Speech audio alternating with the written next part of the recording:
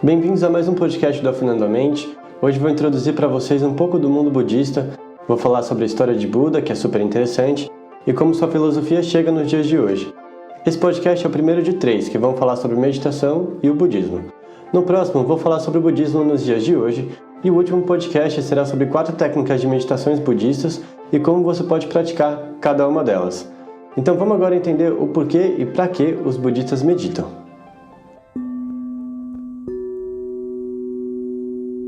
Para começar do começo, vamos nos situar na história daquele que chamam de Buda histórico, o Shakyamuni Buda, também conhecido como Siddhartha Gautama. Tudo começa no nordeste da Índia, na fronteira com o Nepal. Ele nasceu em Lumbini, no Nepal, acredita-se que em 566 a.C., e ficou até seus 29 anos no pequeno reino de seu pai, o rei Suddhodana, em Kapilavastu, que é uma cidade, um reinado, na verdade, que fica dividido pelos esses dois países. A título de curiosidade, o pai de Siddhartha era líder do clã Shakya, é daí que vem o nome Shakyamuni Buda, que significa o iluminado do clã Shakya. Quando Siddhartha nasceu, um eremita de muito renome na época foi prestigiar o nascimento e profetizou que a criança seria ou um rei muito poderoso ou um homem santo. O pai, obviamente, quis que ele fosse rei para manter o poder na família, e por isso, durante toda a sua vida, Siddhartha só tinha tudo de bom e do melhor, e seu pai nunca deixou sair do palácio. Até que um belo dia ele convence o pai que quer sair do palácio para ver o mundo, e o pai aceita. Mas tudo que é considerado feio, doloroso, tinha sido escondido da cidade a mando dele. Mas Siddhartha acabou mesmo assim vendo uma pessoa idosa quase morrendo e ficou chocado. Querendo saber mais, ele fugiu com a ajuda do seu cocheiro e descobriu uma pessoa doente, um corpo em decomposição e uma seta. Essas visões que ele teve deixaram ele bem deprimido. As marcas foram bem profundas, o suficiente para que ele tivesse motivos para buscar a superação da doença, da velhice e da morte através do asceticismo. Durante sua busca pela cura do sofrimento na Terra, ele chegou a estudar com alguns dos grandes mestres na Índia e acabava sempre se destacando entre os discípulos, até que, insatisfeito com a vida da contemplação, ele ajudou alguns seguidores que estavam impressionados com suas habilidades e com o que ele falava e seguiu seu próprio caminho. Durante sua busca pela cura do sofrimento na Terra, ele chegou a estudar com alguns dos grandes mestres na Índia e acabava sempre se destacando entre os discípulos, até que, insatisfeito com a vida de contemplação, ele juntou alguns dos seguidores que estavam impressionados com suas habilidades e com o que ele falava e seguiu seu próprio caminho.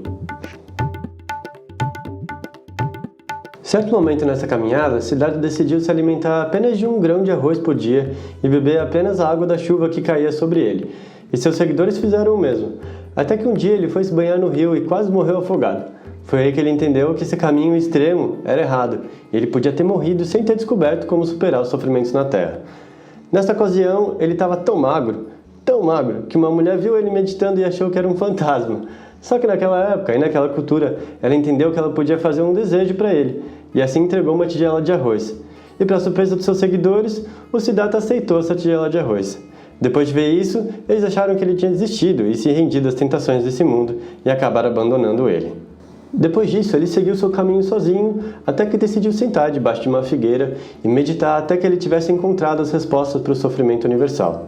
Após 49 dias, ou seja, 7 semanas, de ser tentado pelo demônio Mara com mulheres, guerra, poder, conforto e riquezas, que aqui a gente pode entender Mara como nossa própria mente, ele se iluminou e alcançou o Nirvana, tornando-se assim o Buda. Nos próximos 45 anos da sua vida, ele percorreu a Índia ensinando suas doutrinas, morrendo com 80 anos de idade. Mas agora você pode estar pensando, só ele meditou e se iluminou? Mas ninguém fez isso? Se teve outras pessoas que se iluminaram, por que Siddhartha é o Buda que todo mundo conhece e venera? Na verdade, é reconhecido no budismo que muitos, antes e depois de Buda, se iluminaram através de práticas meditativas. Mas ninguém antes se dedicou como ele aos ensinamentos do Dharma, que é o caminho para a iluminação. Por isso, esse Buda foi considerado o grande mestre. Tem até um nome para muitos desses Budas solitários que se iluminaram, mas não passaram adiante seu conhecimento.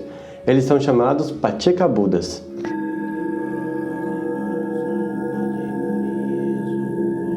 Outra grande diferença entre o Shakyamuni Buda e os outros seres que se despertaram foi que ele descobriu seu caminho sozinho, sem um mestre.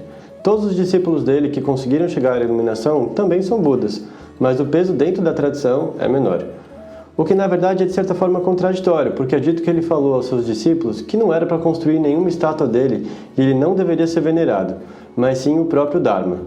Outro Buda que é bem conhecido é o Maitreya. É dito que o Shakyamuni Buda falou para os seus discípulos que quando o mundo tivesse esquecido todos os seus ensinamentos, o Buda Maitreya surgiria para tirar todos da escuridão.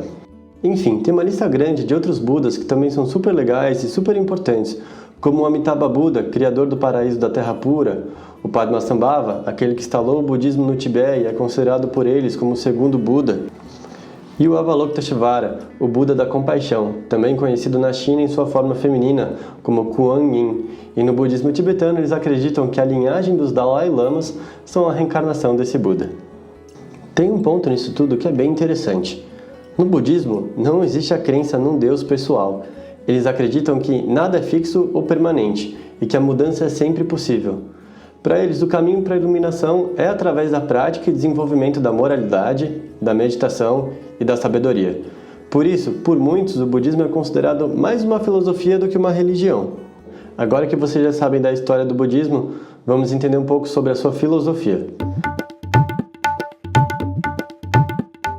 Fazendo uma comparação bem simples, no cristianismo tem os 10 mandamentos, né? Não matarás, não roubarás, adorarás a Deus acima de todos, enfim.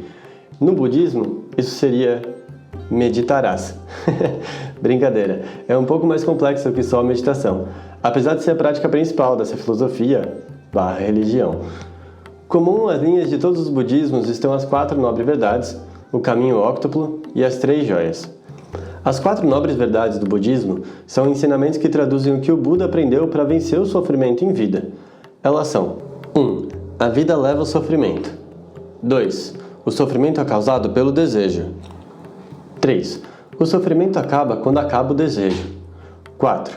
O estado de iluminação é alcançado pelos caminhos de Buda. Eu vou tentar explicar tudo de uma maneira bem simples. O primeiro, básico, a vida leva ao sofrimento de qualquer forma.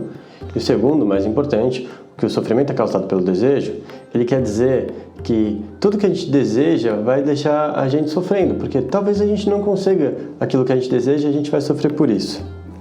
E se a gente conseguir aquilo que a gente deseja, aquilo não vai ser a nossa felicidade verdadeira. Então a gente vai querer mais, e a gente vai sofrer por ter alcançado isso e não ter sido a felicidade plena que a gente alcançou. Portanto, aí vem o 3. Quando a gente para de desejar as coisas, o sofrimento acaba. Aí depois ele fala que quando você já não tem mais sofrimento, você vai entrar em iluminação a partir do caminho de iluminação, os caminhos de Buda, que ele ensina, que vai ser o que a gente vai falar agora.